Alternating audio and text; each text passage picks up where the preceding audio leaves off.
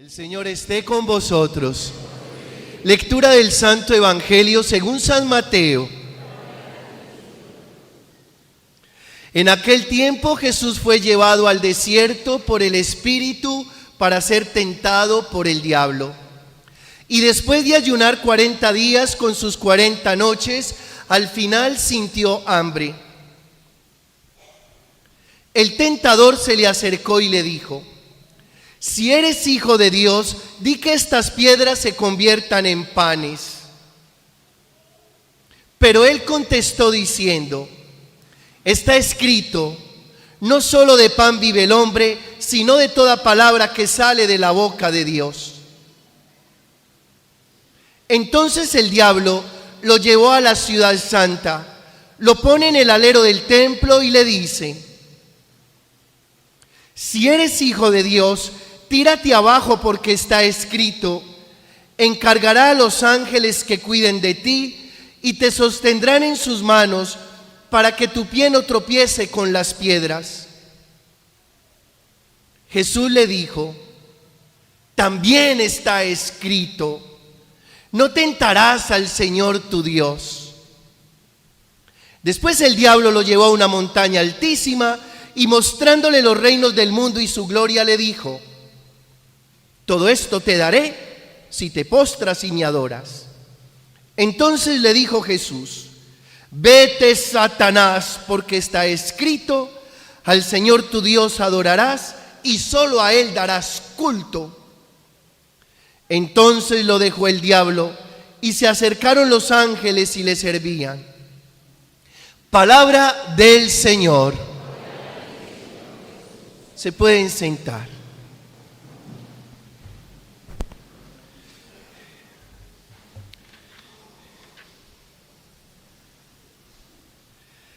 Dice el libro del Génesis, en la primera lectura que hemos proclamado, escuche esto: la mujer vio que el árbol era apetitoso, atrayente, deseable.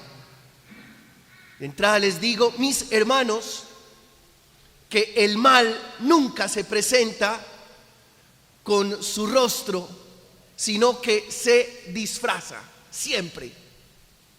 Por eso la mujer vio que el árbol era apetitoso, atrayente y deseable. El mal siempre hace trampa, engaña. En el Salmo: misericordia, Señor, hemos fallado, hemos pecado, nos hemos equivocado. Y es la posibilidad de reconocer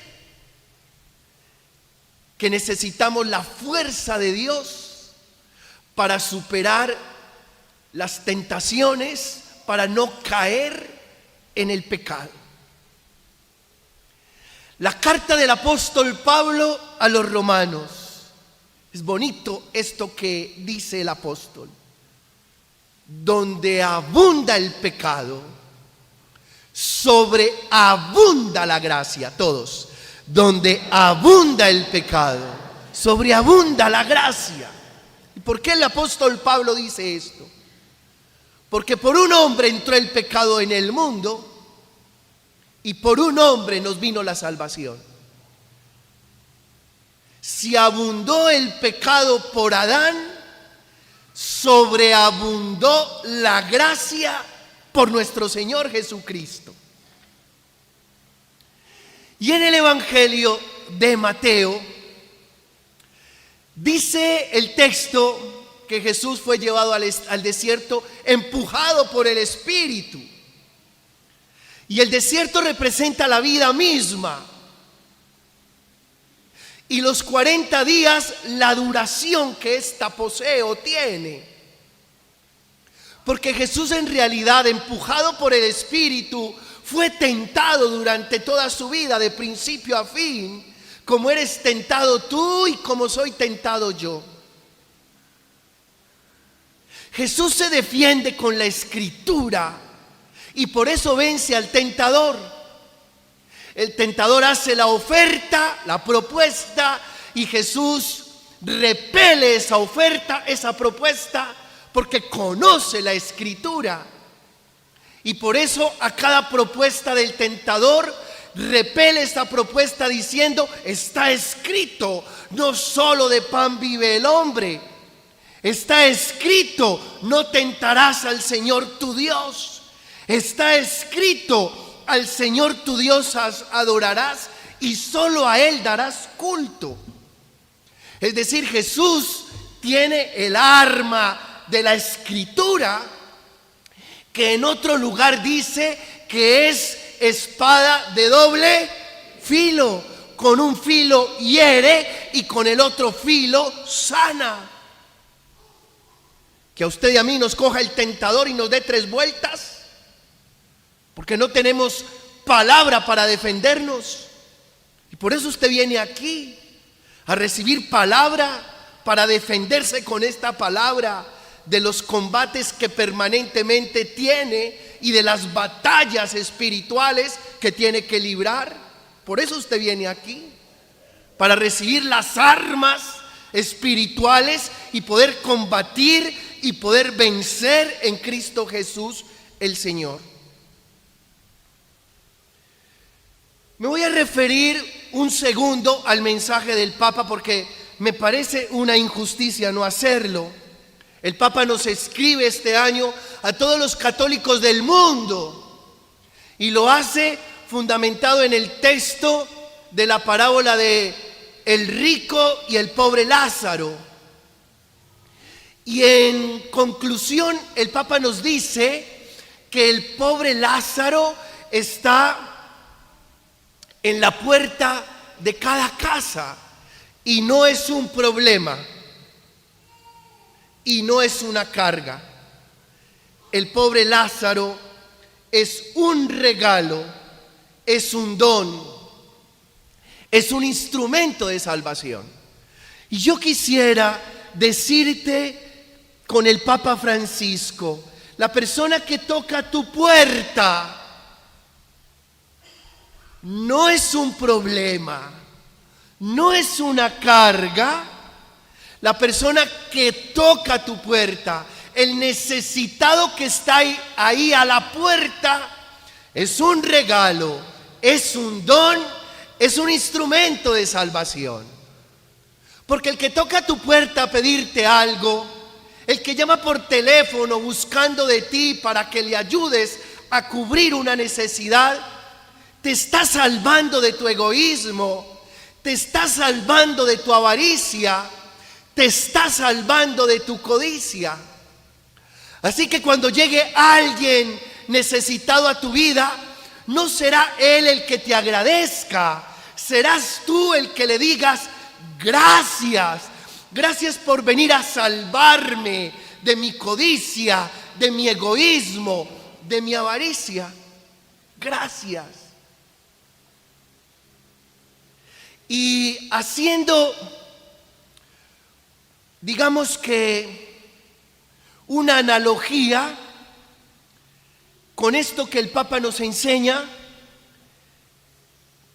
pidiéndole mucho al Señor que me iluminara para crear un elemento donde nos pudiéramos sostener durante toda la Cuaresma como comunidad, hice este ejercicio que lo plasmamos en la cartelera de afuera, en la puerta lateral. Hice este ejercicio. ¿Por qué? Porque digamos que nosotros somos el rico, el epulón, los que estamos aquí en la iglesia. Pero ¿cuántos pobres Lázaros están tocando la puerta de la iglesia y quisieran alimentarse con las migajas que caen de la mesa? Y nosotros no los volteamos a ver, somos indiferentes, es más, los excluimos y hasta los llamamos excomulgados. Y creo que hay muchos Lázaros tocando la puerta de la iglesia para que nosotros les abramos, seamos conscientes de ellos, conscientes de la necesidad espiritual que tienen. Parafraseando el texto de Mateo 25, porque tuve hambre y me disteis de comer, tuve sed y me disteis de beber, estuve desnudo y me vestisteis, fui forastero y me hospedasteis, estuve en la cárcel y enfermo y vinisteis a verme. Parafraseando ese texto, que al final el texto termina: entra al banquete de tu Señor. Construimos esto. Porque fui divorciado y no me excluiste. Porque fui homosexual y me acogiste. Porque fui trabajadora sexual y no me señalaste. Porque fui madre soltera y bautizaste a mi hijo. Porque fui mujer y me diste un buen lugar en tu iglesia. Porque fui un pecador y me disculpaste delante de todos. Porque me volví a casar y no me negaste el amor de Dios. Entra al banquete de tu Señor. Unos por condición, otros por equivocación. Sin embargo, hoy nosotros, los creyentes, los seguidores de Jesús, tenemos que abrir el corazón, los brazos y la puerta de la iglesia para que todos tengan un lugar y para que todos nos alimentemos de la misma mesa y para que no hayan excomulgados. Hermanos, ¿cómo vamos a trabajar la conversión de aquellos que más necesitan a Dios si no los dejamos entrar?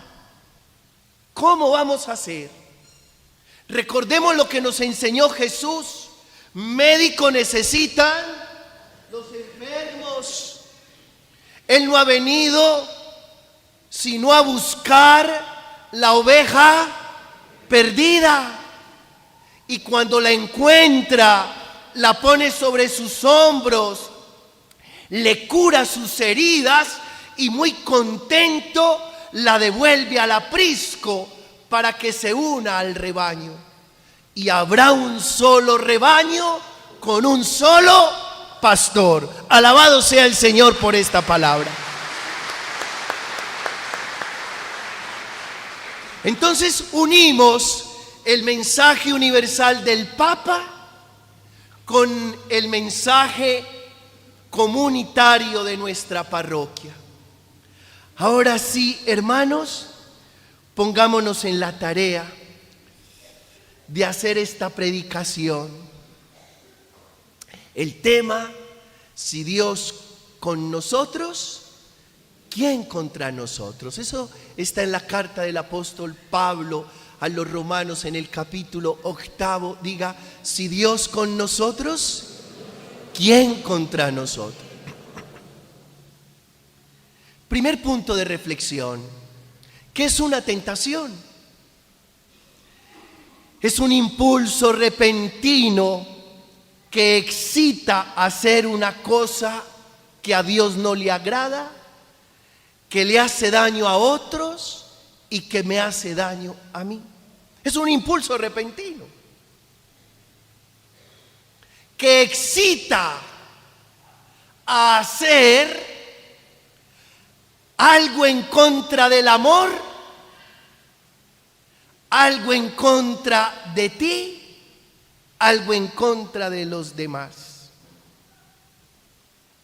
Eso es una tentación, que no es pecado. Usted puede ser tentado y no pecar, porque es capaz de repeler ese impulso repentino, ese ofrecimiento del mal que aparentemente es delicioso, apetitoso, como leíamos en la primera lectura acerca del árbol.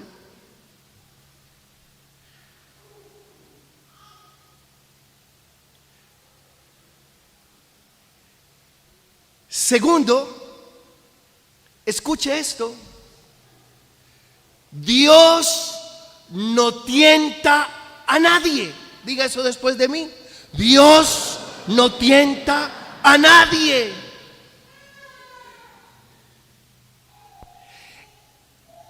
En la carta de Santiago,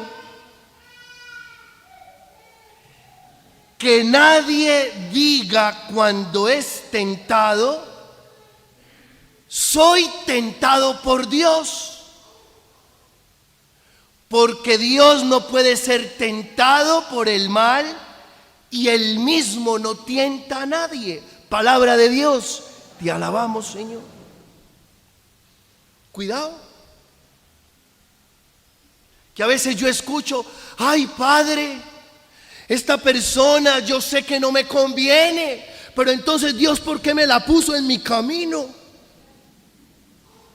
Dios no te la puso en tu camino, tú la elegiste. Porque además tiene el poder de la elección en los jarretes.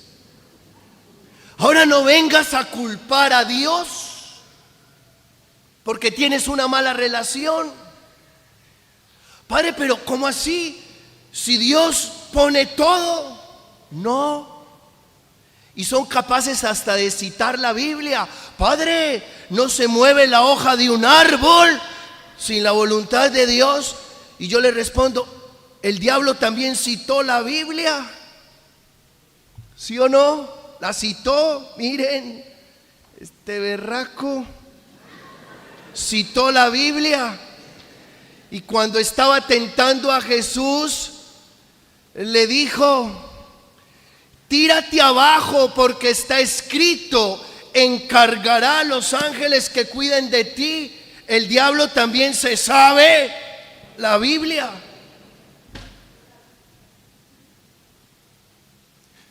Dios no tienta a nadie. Lo dice la Escritura. Porque Dios no tiene negocios con el mal. No tiene negocios. Y usted puede estar pensando: Padre, ahora que escuché en el texto que dice que el diablo tentó a Jesús, ¿y el diablo sí existe? Diablo viene del griego diabolos, que significa rival. Y si hay un espíritu de mal, que es el rival de los seres humanos, y es el rival de los seres humanos porque todo lo que Dios ama a extremo, el espíritu del mal lo aborrece. Es por eso. Y se los planteo desde el punto de vista filosófico, si quieren. La historia humana y el universo es dialéctico. Hay lucha de contrarios. Como hay arriba, hay abajo. Y como hay luz, hay oscuridad. Y como hay bien, filosóficamente hablando. Pero que quede claro, no es el mal, no es Dios el tentador, no lo es. Porque Dios no tiene negocios con el diablo. Es decir, no tiene negocios con el rival. No tiene negocios con el que te quiere dañar y destruir. Tercero, aquí hay algo hermoso.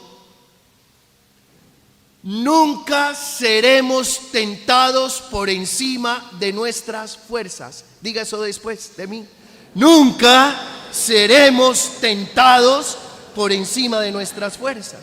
1 Corintios 10:12. Dios no permitirá que seas tentado por encima de tus fuerzas. Él te dará el remedio para resistir. Palabra de Dios, te alabamos, Señor.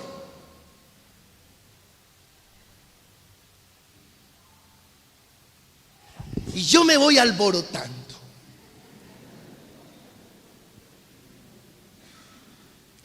Recuerden la fidelidad de Dios. ¿En qué consiste la fidelidad de Dios? Primero, en que aunque nosotros seamos infieles, Él permanece fiel.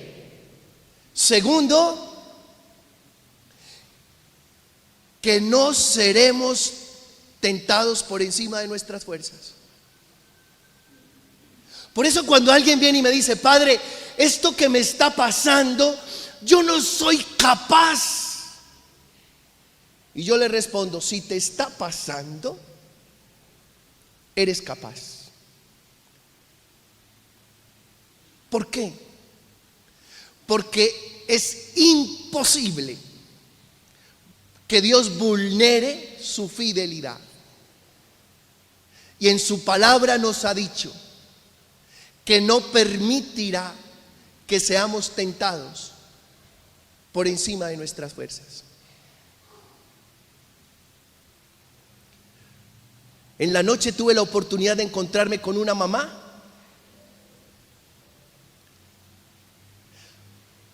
adopta a un muchachito y este muchachito tiene TLP, que es trastorno límite de personalidad. Y este trastorno es la debacle. Ella me llevó a una Eucaristía y ella misma volvió a traerme, y durante todo el recorrido hasta el centro de la ciudad, de ida y de regreso, me estuvo contando de lo que significa este trastorno límite de personalidad de un hijo adoptado. Por supuesto que yo le pregunté en cualquier momento, oiga, ¿y a usted nunca le dio por devolverlo? Y me dijo, nunca, padre. Ya tiene 16 años y sé que él es una escuela para mi esposo y para mí. Y hasta el final con él. Y hubo momentos en que ella me contaba la historia del trastorno límite de personalidad de su hijo, que además se vuelve agresivo, violento, que ha tratado de dañarla y de dañar a su padre adoptivo. Yo decía, pero ¿cómo es posible esto? Mi padre, ahí vamos. Y vamos a llevar esta tarea hasta el final, porque si la vida puso a este niño en nuestro camino, es porque nosotros éramos los indicados para acompañarlo a él. ¿Qué interesa la de esa mujer? Y ahí entendí que Dios no permitirá que seamos tentados por encima de nuestras fuerzas. Lo que a ti te está pasando, si te está pasando, ten la certeza que puedes con ello. Si no pudieras con ello, no estaría pasando en tu vida.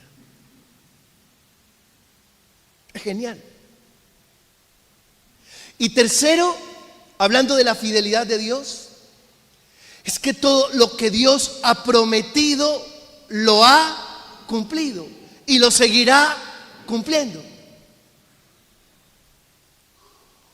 Por eso, con toda la confianza de su corazón, no dando órdenes ni exigiendo nada, pero con toda la confianza de su corazón, reclame las promesas, reclámelas.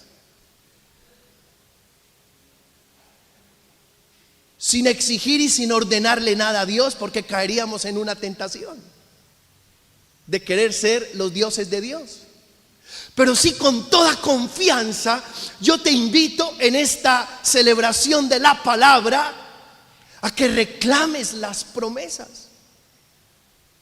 Yo confío que el Señor me prometió su Espíritu Santo y yo todos los días reclamo esa promesa sin darle órdenes, sin exigirle nada a Él, pero confiando que lo que Él me prometió, Él me lo cumple. Y por eso todos los días le digo, Señor, dame tu Espíritu Santo. Y por eso todos los días siento en mi vida, a pesar de mis debilidades, la fuerza del Espíritu Santo que me asiste. Reclame las promesas. Hay una promesa, hablando de esto, dice el Señor,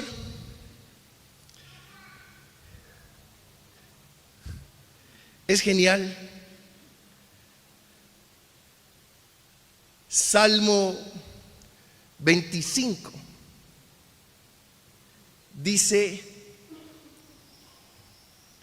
que los que confiamos en el Señor no seremos avergonzados. Salmo 25:3. Yo cada rato reclamo esa promesa. Yo, Señor, no dejes que yo sea avergonzado. Y la reclamo, vuelvo a repetirlo, sin dar órdenes y sin exigir nada, pero sí confiando plenamente. Está muy tarde y yo les contaré. ¿Me dejan les cuento? Vea, cosas muy simples, pero así sucede. El viernes tenía una reunión al mediodía, un almuerzo, con un funcionario de una constructora que nos ha hecho mucho bien. Y entonces yo le dije, doctor, pues creo que en gratitud debemos almorzar. Claro, padre, con mucho gusto. Y salí el viernes a trabajar, al colegio en la mañana, y después me doy cuenta que no había llevado la billetera. Ay, ya la billetera me quedó. Me esculqué y tenía 32,000 pesitos. No, pues, ni en la estancia. Un corrientazo en la estancia. No, y la estancia ya la erraron. Ahí pusieron otra cosa ya. Ustedes saben que es la estancia. No me vengan pues a decir pues que todos son Echavarría, no. Yo, ay, Señor, ¿qué voy a hacer? Bueno, de todas maneras, uno gana de padre. Y yo dije, bueno, yo llego al restaurante y lo primero que le voy a decir a este señor, hombre, vea, yo sí lo invité a almorzar, pero usted paga. Porque con 32,000 pesos ni modo. Yo, ay, Señor, no me dejes avergonzar. Señor, yo confío que no me vas a avergonzar. Y entonces ya nos sentamos y yo estaba, él dijo, padre, ¿qué va a tomar? Yo le dije, no, doctor, ¿usted qué va a tomar? Y una cervecita cero michelada. Pues yo, otra para mí. Cervecita cero michelada. Y yo, bueno, él se la tomó, ¡prum! Yo ahora va a pedir otra. Ay. Y yo sin decirle. Ay. Y me dijo, padre, otra cervecita. No, doctor, usted, yo no. Yo con una tengo, como me gusta. Entonces, bueno, yo, pero le tengo que decir, pero no veía como el momento. ¿No han notado que hay que uno dice, ¿cuál es el momento para decir esto? Cuando llega el mesero y dice, ¿alguna entradita? Yo, no, plato fuerte no más. Y se viene la dueña y dice, vea, hay un pulpo caliente delicioso. Pulpo. Ay, no. Doctor, ¿usted quiere entradita? No, padre, si usted quiere. Y entre unas y otras la señora volvió a entrarse. Y cuando veo yo que entra al restaurante un señor muy amigo mío, y yo, ay. Y digamos la verdad, los favores nunca se pagan. Y este señor me debía un favor. Entonces yo me paré, lo saludé, ¿qué más? Y me dice el señor, ay, padre, qué dicha verlo, se me apareció un ángel. Y yo por dentro diciendo, a usted no, a mí, se me apareció, fue a mí, tranquilo. Caramba, yo dije, si este señor no quiere quedar mal conmigo, que yo sé que además tiene más hijas para casarle, así, este señor va a pagar la cuenta. Y ahí sí, traiga el pulpo y otra cerveza. ¿Y qué van a almorzar? Cazuela de mariscos. Yo, el derroche total. Porque además sé que el señor que había entrado es un hombre muy generoso, un señor muy amplio.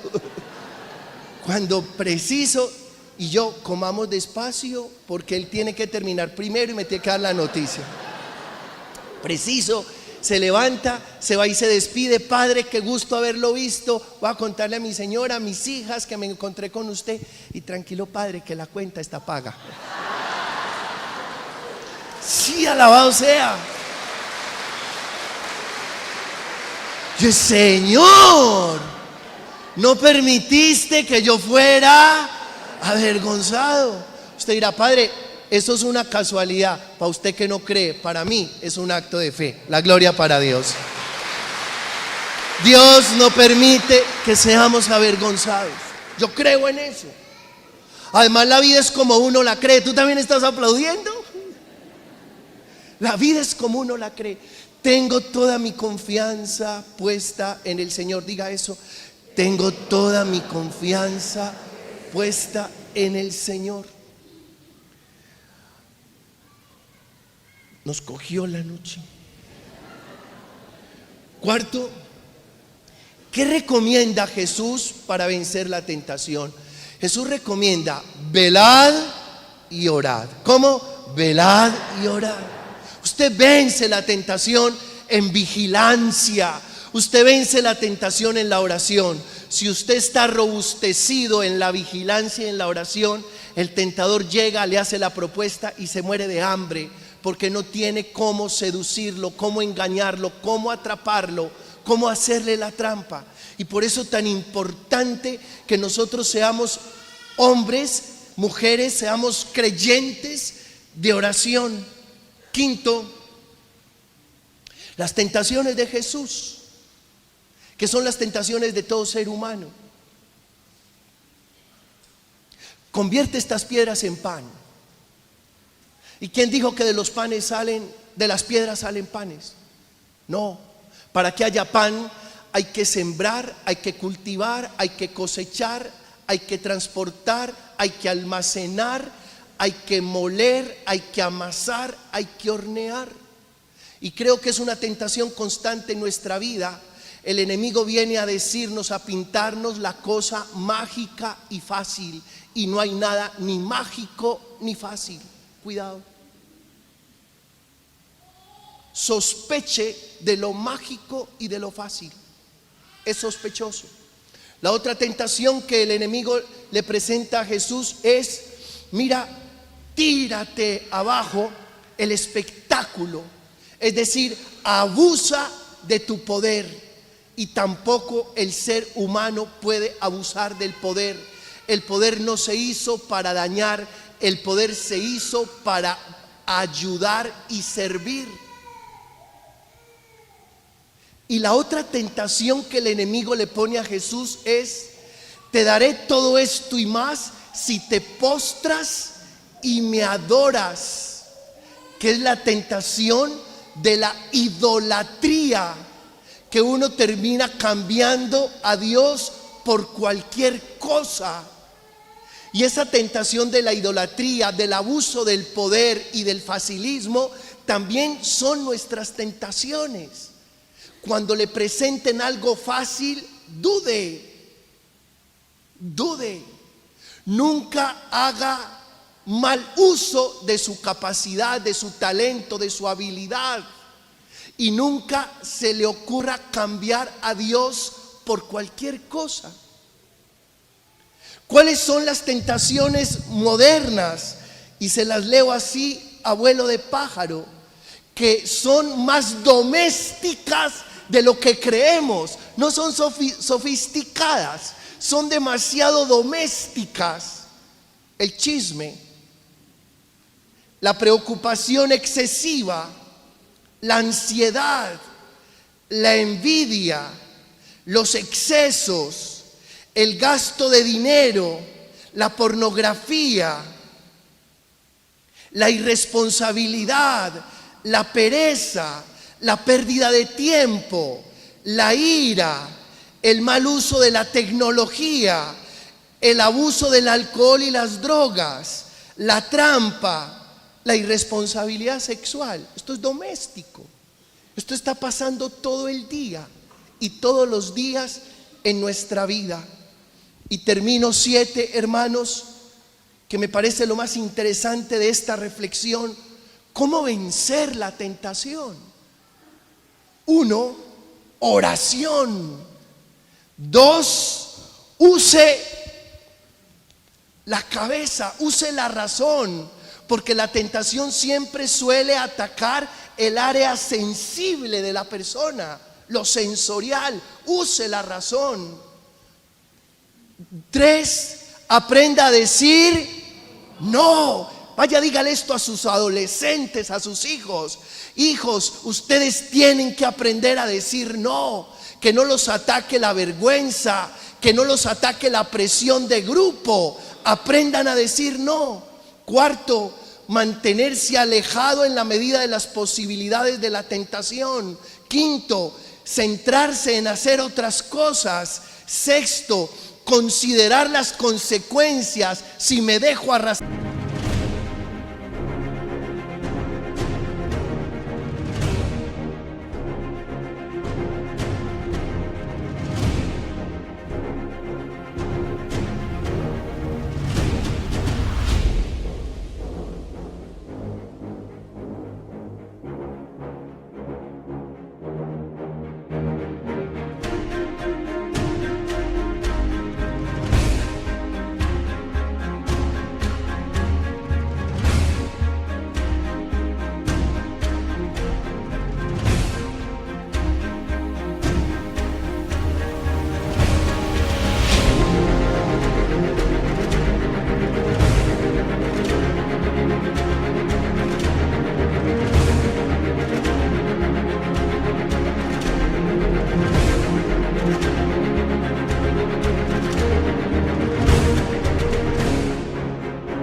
Por la tentación.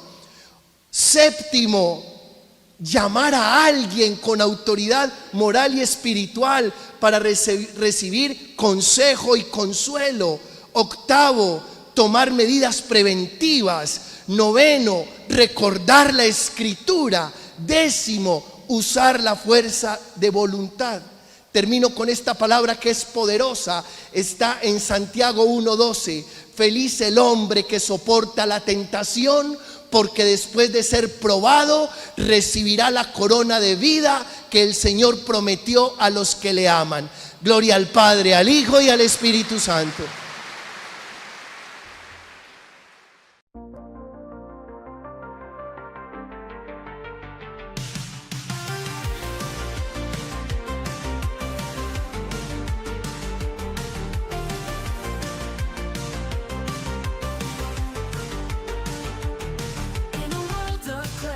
Crossover dreams, sin lit melodies, whispering schemes. They have female vocals telling tales untold.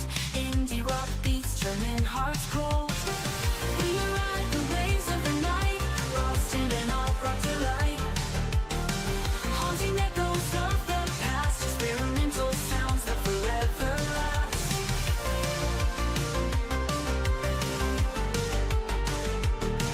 Melodic synths painting the sky in shades of pink and neon high. An indie rock heartbeat pounding true in a realm where the stars feel so near.